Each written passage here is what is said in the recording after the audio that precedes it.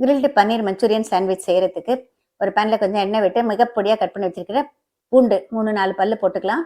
அதோட ஒரு பெரிய வெங்காயம் நல்லா ஃபைனாக கட் பண்ணது அதையும் சேர்த்துடலாம். பாதி ஃப்ரை ஆன பிறகு கேப்சிகம் பொடியாக கட் பண்ணி வச்சுருக்கிற பச்சை குடை மிளகாய் சேர்த்து 2 நிமிஷம் ஃப்ரை பண்ணணும். ஃப்ரை பண்ணிய பிறகு இந்த ஸ்டிர் ஃப்ரை மஞ்சூரியன் சாஸ் கிடைக்குதுங்க. இது நான் கிட்டத்தட்ட ஒரு 1.5 டீஸ்பூன் அளவுக்கு போடுறேன். ஏன்னா நான் வந்து ஒரு 200 கிராம்ஸ் அளவு பன்னீர் எடுத்திருக்கேன். அதுக்கு தகுந்த மாதிரி இதை போட்டுக்கலாம். இதை போட்ட பிறகு நம்மளுக்கு ஒரு நிமிஷம் கலந்து விட்ட பிறகு நல்ல பொடியாக கட் பண்ணி வச்சிருக்கிற பன்னீர் இதையும் சேர்த்துடலாம்.